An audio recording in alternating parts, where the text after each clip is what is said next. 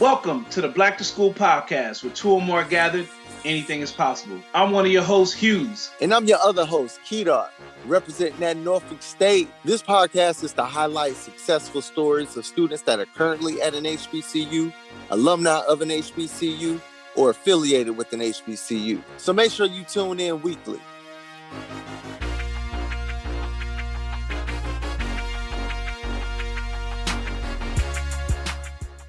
Our guest this week is a North Carolina A&T Aggie. This young lady can be quoted as far as the young age of 5 for her desire to one day become a doctor.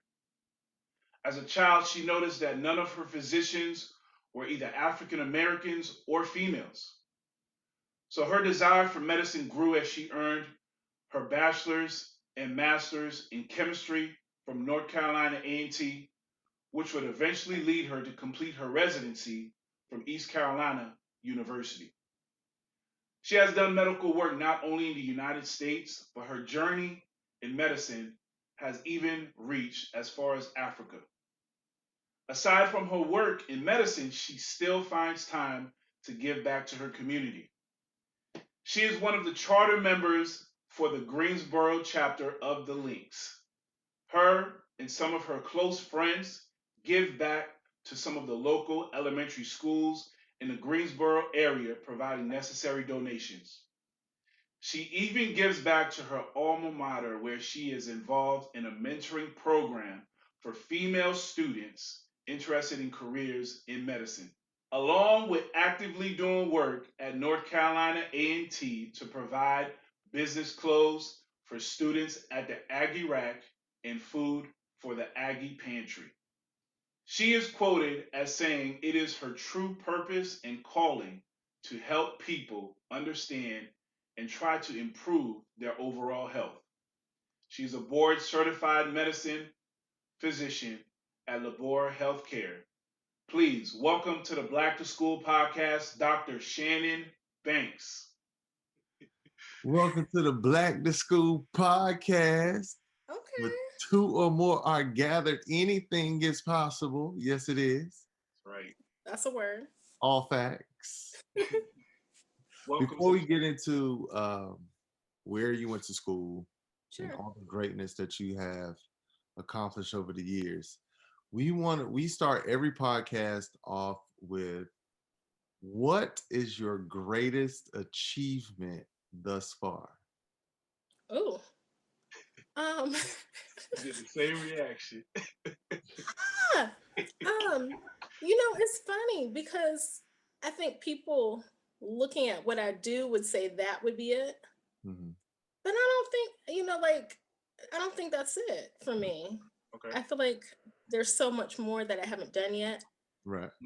That this is just the beginning. And so to say, oh, I'm a doctor, that's not it. I got more to come. Wow. So what is it so far? So, I'm not letting you off the hook that easily. What do you think this is? She try to just get it off. No. I'm gonna do a lot in the future. Right, stay tuned. More to come. Continue. So, I think up until this point,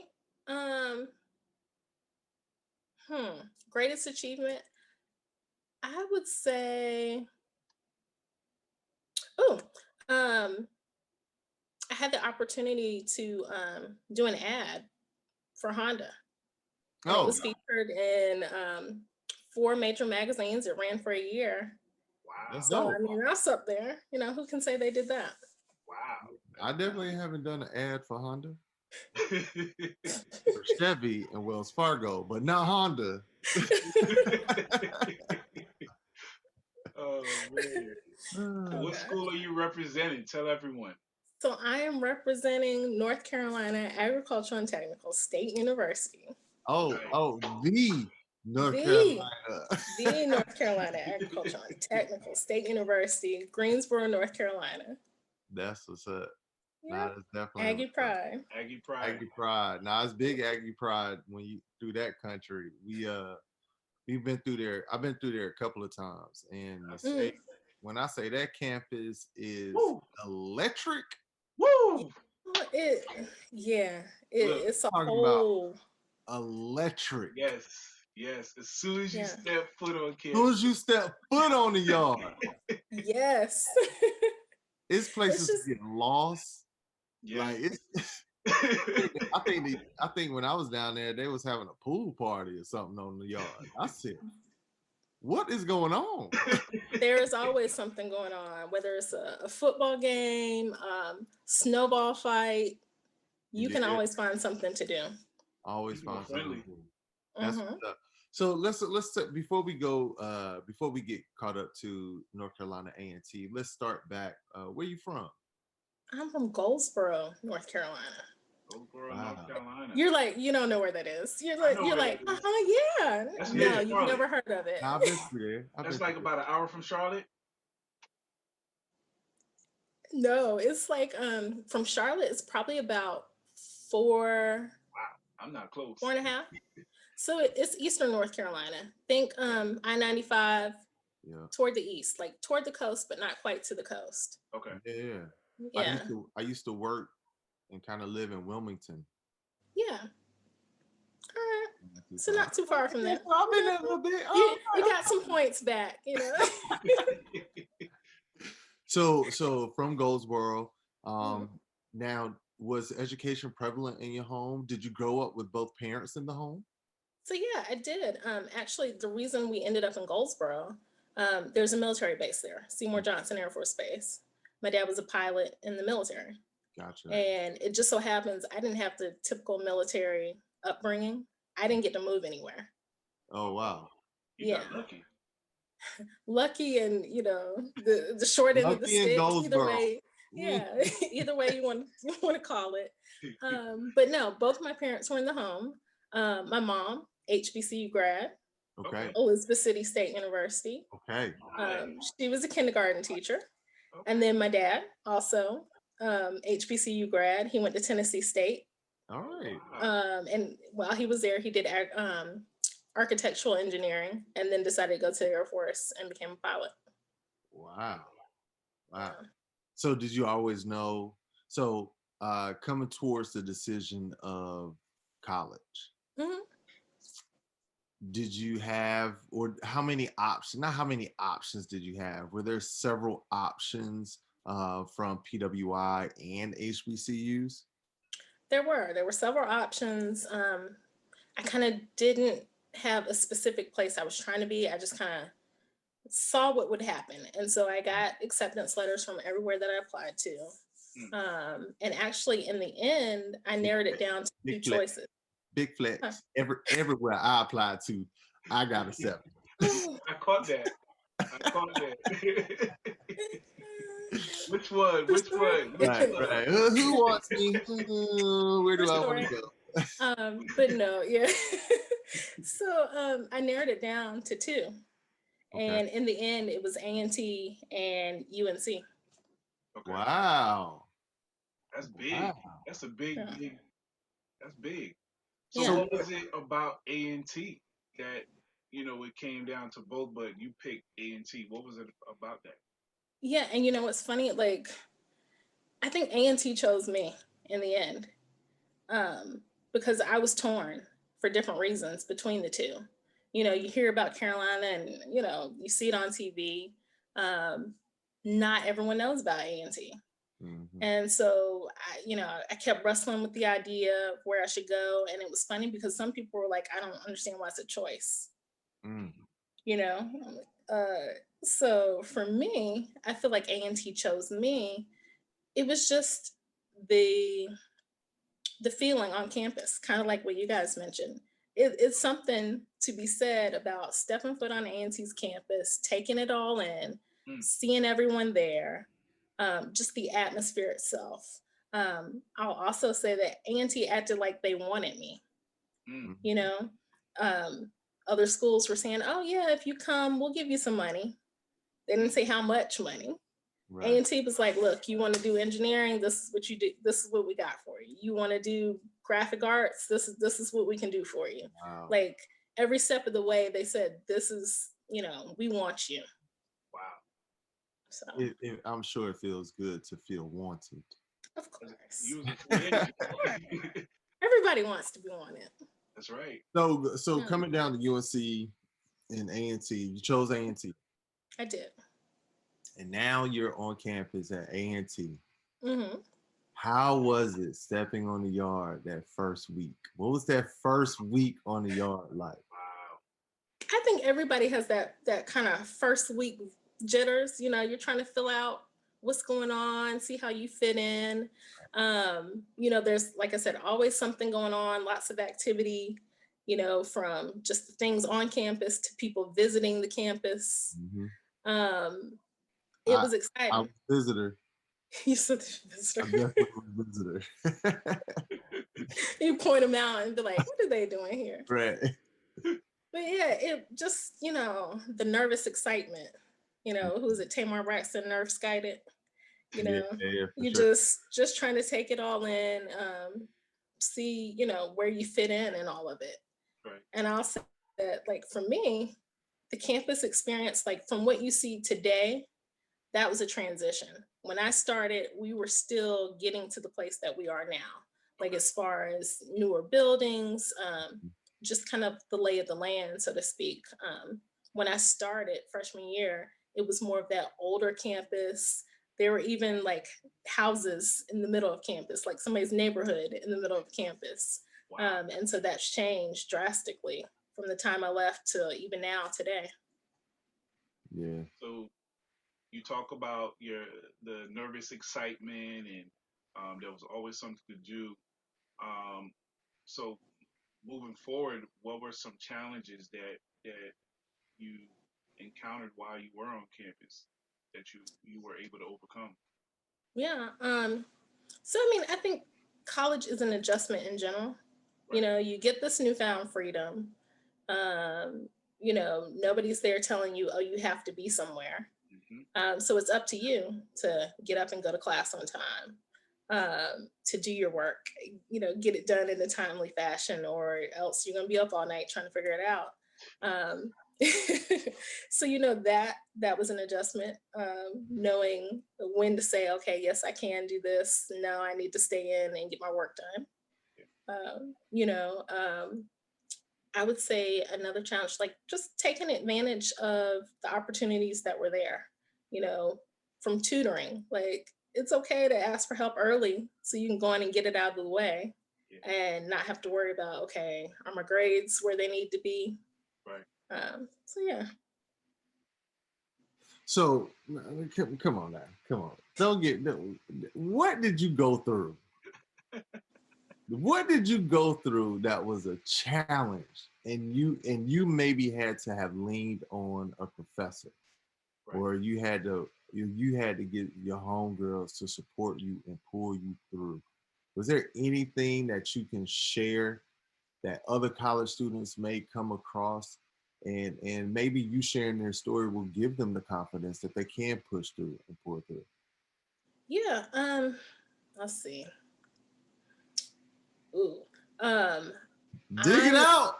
That's the one we want to hear. No, I can't give you everything. You know, I just give you little bits at a time. You're not ready for all that. So I mean, you know, I think like with HBCUs, sometimes they have their challenges, and so I remember tuition was due. Mm-hmm. The check went in. Somehow in the process, whether it was the mail or we misplaced your check, all of my classes got dropped. Oh, yes. All of the classes got dropped, and now it's a scramble of, wait, what do you mean you don't have my money? Oh, you want another check? What, like, this is too much going on, you know. But when they drop your classes, you have to kind of scramble to get back what you can get. And so for a while, I was taking classes at night, you know, 6 p.m. chemistry class. Everybody else is going to the caf to eat, and I'm like, I gotta go to class. I'll be there till probably 9. You know, like, you had to make up what you could when you could. So that nice schedule of maybe I'll start at 10 or 11 and be done at a decent time, that went out the window. Wow. Quick. Yeah. I will say I was fortunate in that A&T has a program with, there's about 5 other colleges, universities in Greensboro. They have this consortium where if your class isn't offered or it's full at your school, you can take it at one of the other institutions without an increased charge. So I was able to take a chemistry class at UNCG. Yeah. And stay on track as far as graduation. But you had to take it at night, though. No, that one I did not have to take. She took that one during the day. She took that regular time. Yeah, we had the same thing at Norfolk State. I actually took a couple of my organic chemistry classes at ODU. Behold the green and gold. Yeah, you already know. Behold the green and gold, baby. Now we know HBCUs is a lot about relationships, and it's a lot about it's about finding yourself and being around and amongst others that may look like you. Another thing about HBCUs that we hear a lot is how influential professors were, or just how in awe of professors people are. Were there any professors or faculty on campus that just you really took to, really respected, or really learned and gained some extra knowledge from them that you might not would have gotten had you gone to school somewhere else? Sure. And I can even think of people who were not professors that I got that from. One of my professors, my English professor, freshman year, walking into class, I'm looking around like, where's the teacher? In walks this African American male, dreads, army fatigue jacket, tats. He's the professor, but he was down to earth. You could relate to him. He made things interesting, and it was like, oh wow, like we need more of you. I had like Honda Campus All-Star Challenge, so it's kind of like a quiz tournament game. Our coach, Mrs. Williams, she was an integral, like kind of like the mother figure. What do you need? I'm here for you if you need anything. I know I wouldn't have chosen the language that I chose to study if it weren't for one of my professors encouraging me to do it. Even as far as like the administrative assistant in the chemistry department, Mrs. Mayo, again, mother figure. What do you need? What's the problem? This is how we fix it. Did anybody tell you about this? Yeah, they didn't tell you about this, but you can do this to get what you need. There's going to be lunch, at whatever time. If you come early, I'll put a plate to the side for you. You need those people. And even like the housekeepers, just speaking to them every day and, keep doing what you're doing. They give you an encouraging word, if you just take the time to get to know people on a deeper level. It's kind of like having a auntie on campus. Yes, family, Family. We had a lady, Miss Madge. That's right. Miss Madge, she was the lunch lady. She controlled the door at the lunchroom. And I remember my senior year, I was kind of in limbo land. My whole senior year, I was in limbo land. And I was living with my line brother. And he wasn't even my line brother at the time. We was like online. Anyway, I was like, bro, I'm hungry. He's like, let's go to the caf. And I was like, bro, I don't have no lunch like that no more. And he was like, oh man, Miss Madge got us. No, that's true. Miss Madge had the whole campus. Just come you on, need baby. A person like that. You need a person like that. One of my like hall mates, she worked at like Aggie Late Night, and that was like a snack place. They had wings, they had sandwiches, stuff late. Hey, you coming? You're almost done from work. Can you bring me some wings and can you bring me this? Sure. You need that person. Yeah, you need that. Now that's dope. So now, you are. What was your major? Let's start there. My major was chemistry. Chemistry. And so now, sophomore year, you are considering what you're doing post graduation. Junior year, you are preparing for post graduation. Is this the track that you're on? Yes and no. Okay, So tell us. I was kind of avoiding, I guess, my ultimate purpose. I kind of always said I wanted to be a doctor. But at the time, I didn't really know how to go about doing it because I didn't have anyone around me who was doing that I knew of. So it was me trying to, feel my way through it to get to this point. Um, but I kind of was like, well, maybe, I don't know, like procrastinating a little bit. And so it ended up that I didn't go straight from undergrad to medical school. I did a master's. Yeah. What'd you do with it? Yeah. Master's in chemistry. For sure. From A&T? I went, nice. stayed there, got my master's. And during that process, it was like, okay, do you want to stay in the chemistry, like stay in a lab doing research? Or do you really want to try and see what happens with the medicine thing? And so I said, well, we'll see what happens. If not, I can always do research and be okay with that, like be happy at it.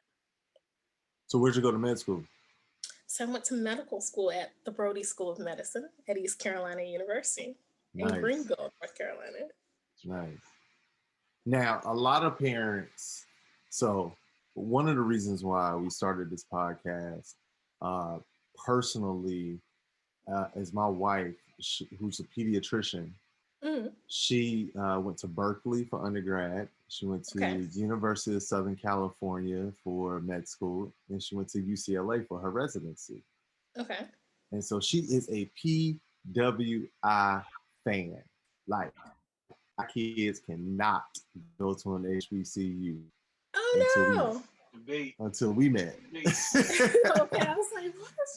But one of her reasons is if there is an application with somebody from an HBCU versus an application from a PWI, it's her belief that that PWI application will get the nod over this HBCU application. What gave you the confidence coming from an HBCU, knowing you were good enough and beyond to one, even attempt to go to med school, but yet have the right studies and scores to actually make it to med school? It's believing in yourself, having a confidence that you can do what you say you want to do. Along the way, one thing I learned coming from A&T is, yes, some people don't understand HBCUs and their value. And so they just assume, oh, that is not that's a lesser quality product, or that's not the best that we could get. And that's not the case. It's far from it. There's a lot of talent at HBCUs, and people are just now starting to realize it. So did I know it could be a challenge? Yes, but I also knew what I had to offer. And so apparently they saw that paper with A&T on it, and they read that good personal statement, and that was enough for them to be like, we are interested in her. We need to talk to her, see what she's about. And the rest is history. When I was doing chemistry, like as far as my master's in research, we would go to different like seminars or symposiums at different schools. And so I remember going to UVA, and we were the only, African Americans there coming from A&T or HBCU. And so we were getting those stares of, oh, why are they here? Like they can't, they're not on our level. Like, Right. so you go in sometimes knowing that, but it's just about being able to change someone's mind so that they can say, oh, wow, I didn't know that all that was going on over there. Yeah. Do you feel like because of that, you almost have to work harder to ensure that that we belong here? yes and no. You know, some people are going to think what they want to think to begin with. Right. You know, and so just being you, it will come through. It'll show. It will shine. You know, as far as like this is what I have to offer. You know, being a minority in general, you could argue that you have to work harder no matter where you went to school True. because Right. they don't see that. They see, unfortunately, color first. True. Right. So Nah, that's definitely true. So med school, not easy at all.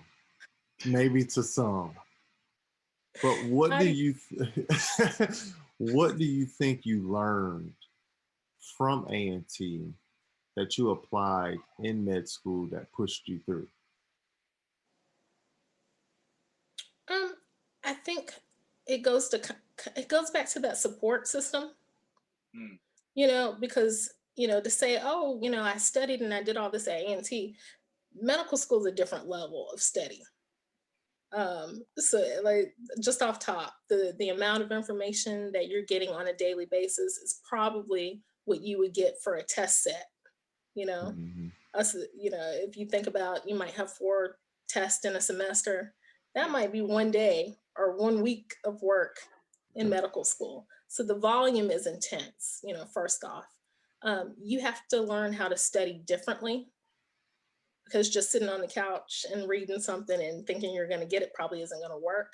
And so that support system, that sense of knowing that, hey, it's okay to ask for help. If I need something, let me just see who can help me. You know, learning that from A&T, I was able to Mm-hmm. use that at medical school and, you know, gain some great friends, you know, relationships from that as far as my study partners, you know, people motivating me, supporting me. I also think I'm thankful that a lot of my classmates actually are Aggies or Oh, HBC nice. grads. So, you know, off top, we have that connection, you Right. know? Yeah. So Shannon, you Yes. have a long list of things that you have done and that you are currently doing. Um, I kind of is it accurate that I heard that you went to Africa and you did some missionary work for as a doctor? Yeah. Correct in that? I did that. When did I go? I went to Zambia Okay. and Botswana. Okay. I want to say that was like 2017. So that was when I was in residency. One of the pediatricians at East Carolina, he goes yearly and he takes a group of medical students and residents with him. Usually he takes peds and internal medicine and med peds, internal medicine and pediatric residents, as well as a few of the medical students. And so I was the first family medicine resident that he took. But that was an amazing trip. Basically providing health care to kids in a village, Mwandi village. Mm. And we saw like hundreds of kids per day. And then we'd open up the clinic to the adults in the village. And we'd go to surrounding little villages.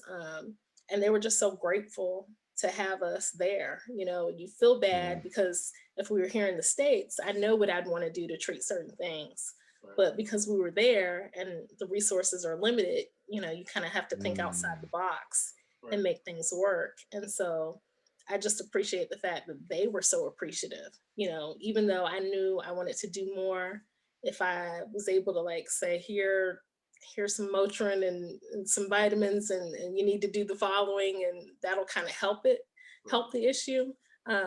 They appreciated that so much. Wow. Yeah. Wait, I want to hear what else she been doing. Oh, This is it. she started. I was supposed to say She started a chartered a links chapter in North Carolina, Oh yeah, I did read that. Greensboro. Oh, I was going to say, where are you reading this from? Yeah. So, yes, I am a member of Grand Flora Links chapter in Greensboro, North Carolina. Is it true that you was It's a charter member? Am I correct? charter member. Yes, we are a new chapter, and it is myself and 32 other amazing or grandy fabulous ladies who, you know, when I think about their accomplishments, I'm like, oh, I got a lot of work to do. You know, we've got everyone Yeah. from judges, other physicians, dentists, lawyers, you know, research chemists, state legislators, you know, just podiatrist. Who else? You know, I'm blanking on people, Yeah. but just doing amazing work. And it's like, wow, you know, just to see us all come together, it's amazing to me. Nah, that's dope. But So you, you, I mean, go ahead, Hughes. but you do some community service work as well. Hmm. Yeah. When I get a chance, you know, I try to help out where I can. Let's see, doing a mentoring program at A&T in conjunction with Greensboro Medical Society. Um, we're basically mentoring females who are interested in medical careers. So it doesn't necessarily have to be being a doctor, but if you want to do dentistry or you know some other aspect of medicine and you want to explore that, we try to help you, you know, do that, whether it's finding someone doing that career that you're thinking about doing, setting up shadowing, just being a mentor, answering questions, you know. My mentees applying to medical school or going through that process, and so she had an interview recently, and so like I'm doing the mock interview with her and you Yeah. know like grilling her and so Helping her with the application, all of that. yeah. That is up. Because that, I mean, that personal statement is, I mean, it's your introduction. Yeah, I mean, that's your moment to grab Yeah, somebody's attention. yeah, Yeah. yeah. No, that's great. One thing I have heard you say, Okay. you talk about the future and the greatness that you are going to do in the future.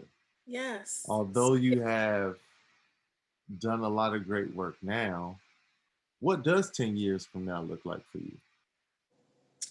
It's only getting better. At some point, I don't know what kind of business I want, but I think I want to have a business. Okay. I don't know if it's consulting work or yeah, I just hadn't quite figured out what yet, but I do want to do that. I do feel like I want to do a little bit more research. I used to do research in the past, and I've kind of stepped away from it, but I think I want to get back into it a little bit. I've also toyed around with the idea of going back to school. Hmm. I know, For I what? know, I know. Wow. I thought, I know, I'm a glutton for punishment, apparently. Um, so I thought about a master's in public health Okay. um, versus jump way out there and even considering another specialty. Like, But that one's like really intensive, and we're probably not going to do that. That's being really, really extra and overachieving. what specialty is that? Um, so that I'm torn between. I like anesthesiology, and I also thought about like emergency medicine. Hmm. Don't do emergency medicine if you want a family. Ah! Don't That's do true. it. That's true. But Anesthesiology, it is. probably not. Like I think we'll stick with the masters in public health. But I think I was just being real extra that day. I thought about that, but I have thought about it a few times. Nah, NPH will do you well. Yeah. Yeah, for sure. Hughes, you have anything else? Nah, well, I do. It's kind of like a fun question. I want to Okay. ask because it's kind of a debate that I had with my line brothers. So I've been to Howard's homecoming. Okay. Um, of course, Norfolk State. Um, but there was one day I used to work at this hotel, and this other uh, brother of another persuasion came in, and we were just talking about homecomings, and he was like, "You've never been to North Carolina A&T's homecoming?" He was like, "Oh man, you gotta go." So I was like, "Oh man," like so, and it's like one of the biggest things. I've been to a graduation at A&T, and it was like lit, and like I was like, I gotta go to a homecoming. So like a couple years ago, I was like, I'm going to a homecoming. I'm going to A&T's homecoming. So a couple of my line brothers was like, I will come up with you. And when I say it was like as like we talked about earlier in the conversation, is like as soon as you step foot on campus, it's like the people are friendly. It's just Go time. yeah. So my question is, who has the best homecoming and why? If it is in fact A&T, That's because funny. that's a That's not debate that even a me and real my line question. brothers have. That's not even a real question, but I will humor you, you know, for the sake of, for argument's sake, I will humor you. So it's called Jiho for a reason. Mic drop. No, no. So I will say I have been to other homecomings. I have, like, we went on this random road trip to it was the Atlanta area, their homecoming. And it was the same time as FAMU's homecoming. So we like dropped down into Atlanta for like a night, drove to FAMU for like a night or two, and then came back up. While I appreciate their efforts, it's not Jiho. So, and like you said, Jiho and A&T, it's just a whole, it's a vibe, it's a culture, it is something that just takes on, it's its own entity. You know, you have to experience it to get Yeah. the full all of that. Look, you can't even Yeah, just you all can't of even that. put it in words. If it was a movie, it'd be a musical. Yes. There, I mean, you know, you think about it, like I think of I do that, you know, because I can't think of a word, because it's like the smells of homecoming, you know, the fried fish over here, Yep. you got the music going, you know, there might be some go-go, there might be you know, some Before I Let Go, the original version, Right. and then they switch it up with Beyonce. You know, it is friendly people, Yes. you know, everyone is excited to be home. You know, it's walking down the street and seeing, oh my gosh, I hadn't seen you in 2 years or however long, and you pick right back up like you were on campus, you know, freshman year. It's that. It's the football game. It's the band. You know, Right. it is just. It's just something you have to experience at least once. You know, the whole city almost shuts down for A&T's homecoming. And you know what? Y'all got some great Greek life as well. Yeah. And so like all of that comes together. You know, they have the events leading up to the actual game, like the step show. They have the concert, just all of that gospel concert. It's just something you have to experience at least once. Like I said, to see the other homecomings, I get it. It's fun, but it's something about Jiho. That's why it's Jiho. For sure. Yeah. Nah, this has been awesome. This has definitely been awesome. So this is the part of the episode or podcast where, you know, we really developed this podcast to encourage those scholars that are in high school making a decision about college, those parents that have influence over where their kid goes to school. We developed this podcast for them to let them know and hear the successful stories that come out of HBCUs, as well as alumni who have graduated from A&T that may not know you, but because they listen to this podcast, they now have a little bit more school pride, and we hope that translates into helping out the school with bigger endowments every year. So we really are encouraging engagement, enrollment, and endowments for HBCUs. For anybody that's on the fence about whether choosing an HBCU or PWI, or just choosing A&T, or just choosing to go to an HBCU, period, what would you say to them to just kind of maybe nudge them over the edge or just encourage HBCU love, period? You have to think about why HBCUs were started. Think about the foundation. Back in the day, we couldn't go to some of these other schools, and so that's why they were created. And you think about that resilience and how they've been able to evolve and compete, through time. I think there's something to be said with that because a lot of times they were doing so much more with less.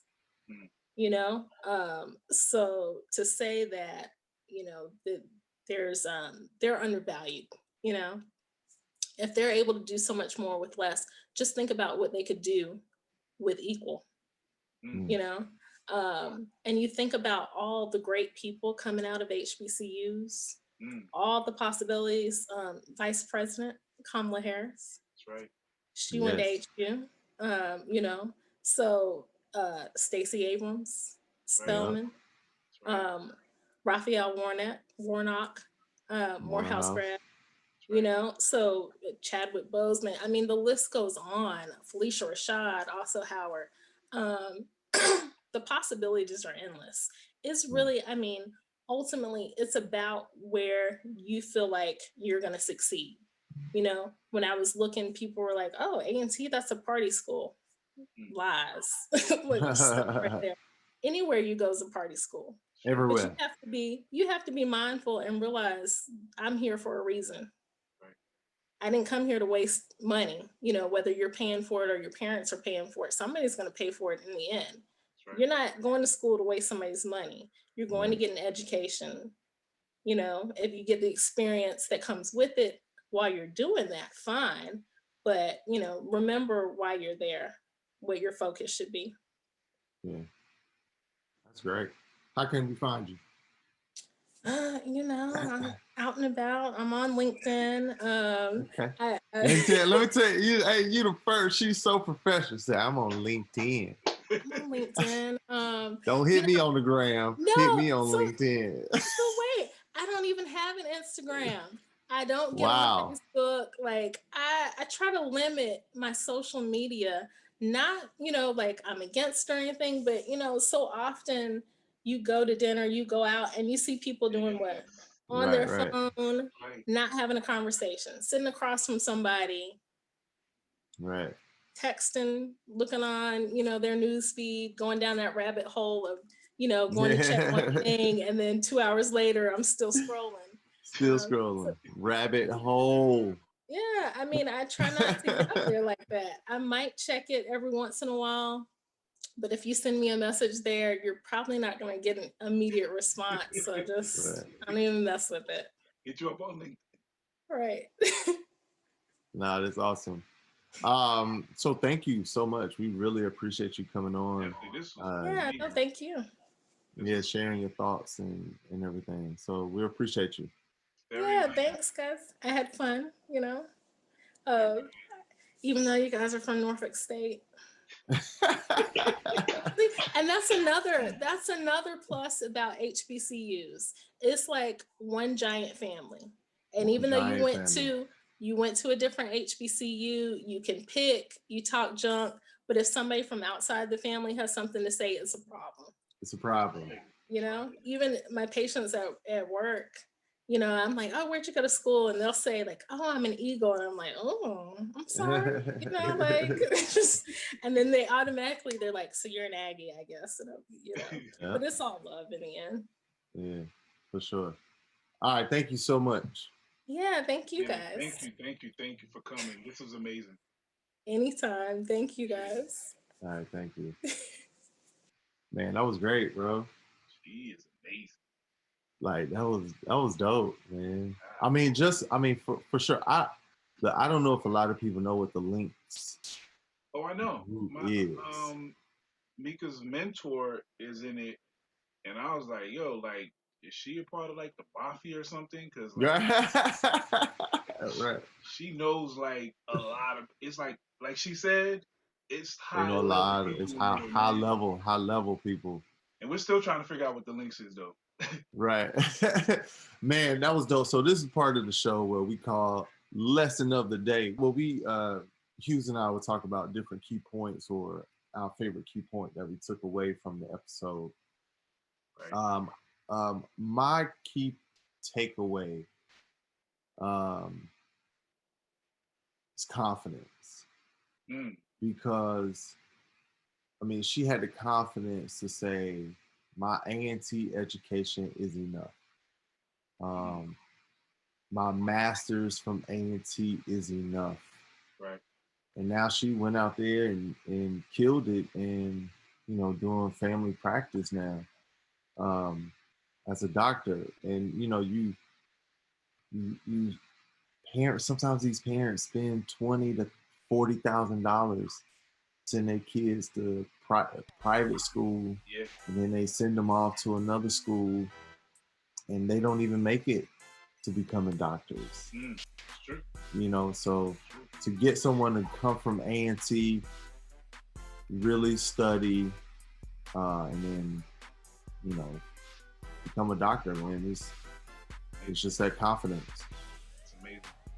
So, she's very humble. I'm going to say that because she has a long list of things that she's done. So for me, the lesson of the day was the fact that, it kind of goes with what you were saying. She went to an HBCU and she had an option, a lot of options actually. But it came down to A&T, and then, just that experience has led her through so many different things, which has taken her all over the world, and to the point where she's now giving back and now teaching others.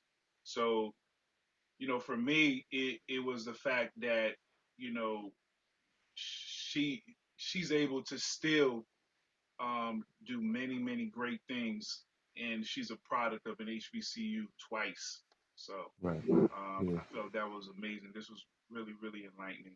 So yeah, man, thank y'all for coming. Thank y'all for staying tuned in.